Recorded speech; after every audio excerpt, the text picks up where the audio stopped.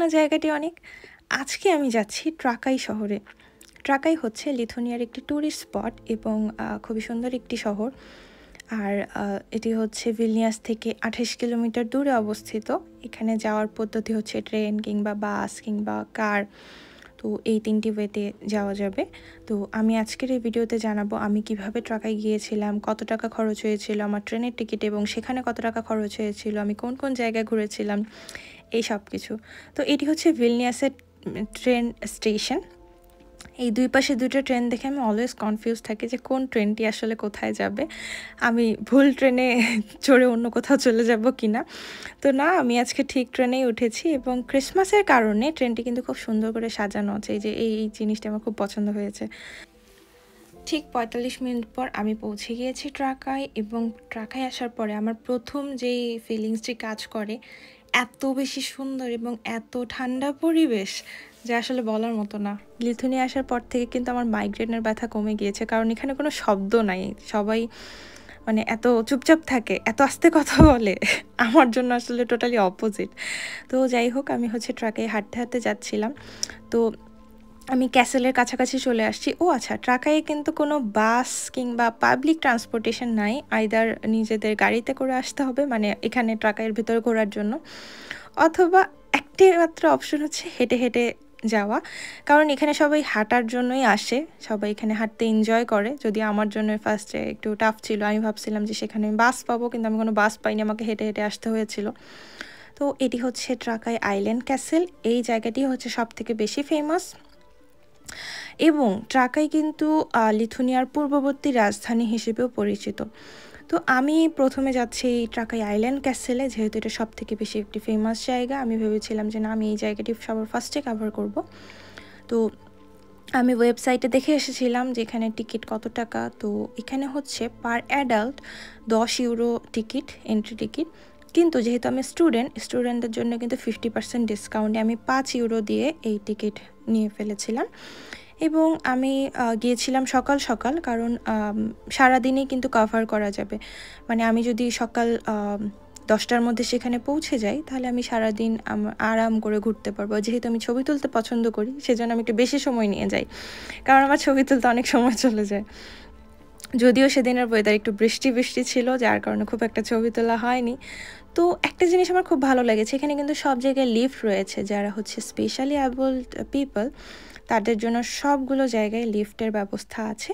তো এটি হচ্ছে আইল্যান্ডের ঢোকার যেই রাস্তা। তো আমি এগুলো মুভিতে দেখেছিলাম, এরকম রাজবাড়ি। আমার খুব ভালো লাগতো যে এই গেটটা আমার সব থেকে বেশি পছন্দ, এই যে এই গেট মানে নেমে যায় আবার ওঠানো যায়, আমার এই জিনিসটা খুবই পছন্দ। তো আমি যাচ্ছিলাম ক্যাসেলেও, তো দেখি ক্যাসেলে কী কী রয়েছে এবং আমি নতুন কী কী দেখছি, এই সব কিছু আমি এই ভিডিওতেই বলবো। এই যে আমি হচ্ছে এখন যাচ্ছি ক্যাসেলের ভিতরে। তো ও আচ্ছা, এখানে কিন্তু হলুদ লাইট খুবই জনপ্রিয়। এই যে এখানে একটি হলুদ লাইট। তো রুমের মধ্যেও কিন্তু হলুদ লাইট তারা বেশি পছন্দ করে, কিন্তু আমার সাদা লাইটে আমি অভ্যস্ত, যার কারণে আমার কাছে প্রথম প্রথম মনে হতো যে আমি দেখতে পাচ্ছি না, একটু কম দেখতে পাচ্ছি। তো যাই হোক, এখন ধীরে ধীরে অভ্যাস হয়ে যাচ্ছে আমারও। তো এই জায়গাটি কিন্তু খুব সুন্দর ছিল, একদম একটি কাইন্ড অফ হিস্টোরিক্যাল প্লেস এবং ছবি তোলার জন্য খুবই সুন্দর একটি জায়গা। তো আমি প্রথমে গিয়ে আমার প্রথম যেই কথা মাথায় এসছে যে ছবি কীভাবে তুলবো, কোথায় দাঁড়ায় ছবি তুলবো। তো এটি হচ্ছে ক্যাসেলের ভেতরে একটি চার্চ। এখানে আমি আসলে বুঝিনি ফার্স্টে যে এটা একটি চার্চ, আমি পরে আসলে বুঝতে পারি, কারণ এই এই রুমটির ভিতরে কিন্তু খুবই গরম ছিল। বাহিরের ওয়েদার আর এই রুমের ভিতরের ওয়েদার টোটালি মানে আকাশ পাতালের পার্থক্য। আমি ঠান্ডায় জমে গিয়েছিলাম, যার জন্য আমি ওই রুমে গিয়ে অনেকক্ষণ বসেছিলাম। আমি পরে বুঝতে পারি সেটি একটি চার্চ এবং সেখানে সবাই ঘুরে ঘুরে দেখছিল সব কিছু, যে কোথায় কি আছে না আছে। এই আমি অন্য আরেকটি রুমে যাই, সেখানে হচ্ছে এরকম একটি মডেল দেখতে পাই। তো এটি হচ্ছে ট্রাকাই আইল্যান্ডের মেবি মডেল, আমি মিস করে ফেলেছিলাম কি দেখেছি। তো এখানে হচ্ছে মিউজিয়াম রয়েছে। মিউজিয়ামটি যারা হচ্ছে মিউজিয়াম ঘুরতে পছন্দ করেন, তাদের জন্য খুবই সুন্দর একটি জায়গা, কারণ এখানে জানার মতন এবং দেখার মতো অনেক কিছু আছে। আমি আসলে সময় কাভার করতে পারছিলাম না, যার জন্য আমি একটু কিছু কিছু জিনিস স্কিপ করে গিয়েছিলাম। বাট আমার এগুলো অনেক পছন্দ হয়েছিল। আমি এগুলো হিস্টোরি পড়ার সময় পাইনি, বাট দেখতে আমার খুব ভালো লাগছিল। আমি আসলে মিউজিয়াম পার্সন না, বাট আমি দেখতে পছন্দ করি। আসলে এমন না যে আমি জানতে পছন্দ করি না, আমি একটু কম পছন্দ করি মিউজিয়াম। আমি অন্য কিছু লাইক নেচার বেশি পছন্দ করি, লাইক সব যেগুলো হচ্ছে নেচারাল জিনিসপত্র। ট্রাকাই আইল্যান্ড ক্যাসেল মানডে অফ থাকে এবং বাদবাকি 6 দিন সকাল 10টা থেকে সন্ধ্যা 6টা পর্যন্ত খোলা থাকে। এবং এখানে হচ্ছে আমি দেখছিলাম যে পারফিউমের অনেকগুলো বোতল ছিল। ও আচ্ছা, এই রাস্তার কথা আমি ভুলে গেছি। এই রাস্তা দিয়ে নামতে গিয়ে আমি ধরে নিয়েছিলাম আমি হয়তো এটা আমার লাস্ট দিন।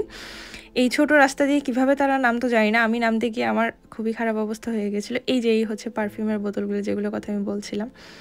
তো এখানে হচ্ছে তাদের সব কিছু পুরনো জিনিসপত্র রাখা আছে এবং একটি ডাইনিং টেবিল। এখানে গিয়ে আমার খুব ক্ষুধা লেগে গিয়েছিল, কারণ আমি খাওয়া দাওয়া করি নাই এবং ঘুরছিলাম এবং ঠান্ডার মধ্যে আমার খুব ক্ষুধা লাগছিল। আমার মনে হচ্ছিলো যে আমি যদি ওখানে বসে বসে খেতে পারতাম। তো অনেক পুরনো হওয়ার কারণে কিন্তু ওপরে ওঠার রাস্তা বন্ধ করে দেওয়া হয়েছে এবং এটি দেখে আমার মনে হয়েছিল যে আমি আসলে কনফিউজ, যে এখান থেকে পানি ওঠায় না ফাঁসি দেয়, যার জন্য আমি সামনে যাওয়ার সাহস পাইনি।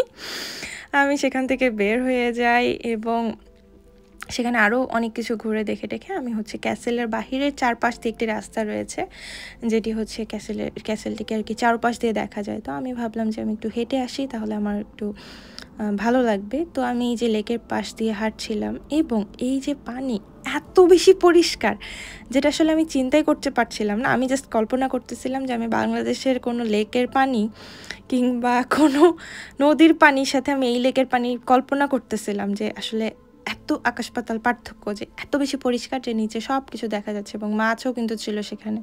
যদিও ঠান্ডার কারণে আমি একটু মাছ খুব বেশি দেখতে পাইনি। এই দোকানগুলো রয়েছে এখানে। এটি কিন্তু আমাদের কিছুটা বাংলাদেশের দোকানগুলোর মতো, যে সব টুরিস্ট স্পটে যেমন দোকান থাকে, তো এরকম ওখানেও ছিল। তো আমার ট্রেনে যাওয়ার সময় টিকিট লেগেছিল 1.5 ইউরো এবং ফেরার পথে আই গেস 1.58 ইউরো। তো আমার কিন্তু টোটাল লাইক 3.8 ইউরো এরকম খরচ হয়েছিল যাতায়াতে, ট্রাকাই যেতে এবং আসতে। ট্রেনের টিকিটের কথা বলছি আমি। এবং সেখানে যাওয়ার পরে আমার হচ্ছে ট্রাকাই ক্যাসেলে গিয়েছিল 5 ইউরো এবং আমি কিন্তু বোটে উঠেছিলাম। আমার খুবই পছন্দ, যে আমার নদী আর কি একটু বেশি পছন্দ, বাট নদী না হলেও এটা একটি লেক এবং পানি বেশি পছন্দ, যার কারণে আমি সেখানে বোটে উঠেছিলাম এবং বোটে আমার লেগেছিল 5 ইউরো। তো এই হচ্ছে আমার টোটাল খরচ হয়েছিল। খাওয়া দাওয়ার ক্ষেত্রে যদি আমি বলি, খাওয়া দাওয়া আমি হচ্ছে সাথে করে নিয়ে গিয়েছিলাম, কারণ আমি দূরে কোথাও যখন যাই, এই যে আমার খাওয়া দাওয়ার কথা বলতে খাওয়া দাওয়া চলে এসেছে। আমি নুডলস রান্না করে নিয়ে গিয়েছিলাম। আমি সহজে হচ্ছে বাহিরে কোথাও খাই না, কারণ হালাল হবে কি না, তো যার জন্য আমি নুডলস রান্না করে নিয়ে গেছিলাম এবং বিস্কিট আপেল এগুলো নিয়ে গিয়েছিলাম, যার জন্য আমার খাওয়ার কোনো খরচ হয়নি। এবং এই যে আমার হচ্ছে নৌকার ভ্রমণ, নট নৌকা আসলে, but like kind of boat. এই যে এখানে কিন্তু উনি চালাচ্ছিল, তো আশপাশ দিয়ে সব দেখছিলাম এবং এত ভালো লাগছিল আমার সেদিন আসলে মাথার যত প্রেশার ছিল আমি সব ট্রাকায় রেখে দিয়ে চলে আসছি। এবং এই যে একজন কিন্তু এখানে মাছ ধরছে, আমার এটা খুব পছন্দ হয়েছে। এই ছিল আমার ট্রাকাই ভ্রমণ এবং কি আর বলবো।